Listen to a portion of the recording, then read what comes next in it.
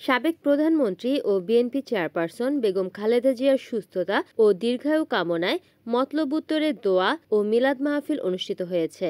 বিকেলে বাগানবাড়ি ইউনিয়নের খন্দকারকান্দি মাদ্রাসা মাঠে এই মাহফিলের আয়োজন করা হয়। চাঁদপুর জেলা বিএনপির যুগ্ম সাধারণ সম্পাদক ও সাবেক মন্ত্রী পুত্র তানভীর হুদার নির্দেশে অনুষ্ঠিত অনুষ্ঠানে বক্তব্য রাখেন মতলব উত্তর উপজেলা বিএনপির সাবেক সভাপতি বিল্লাল মৃধা, মতলব উত্তর উপজেলা বিএনপির সাবেক সিনিয়র সহসভাপতি গোলাম সারোয়ার মজুমদার, জেলা বিএনপির সাবেক সদস্য আলাউদ্দিন খান, ফরাজীকান্দি ইউনিয়ন বিএনপির সভাপতি ইয়াসিন মোল্লা, উপজেলা বিএনপির সহ সাংগঠনিক সম্পাদক তাইজুল ইসলাম মিয়াজি এবং উপজেলা যুবদলের সাবেক সাংগঠনিক সম্পাদক কবির হোসেন মজুমদার। সভায় সঞ্চালনা করেন উপজেলা স্বেচ্ছাসেবক দলের সাবেক যুগ্ম আহ্বায়ক হালিম সরকার রিঙ্কু।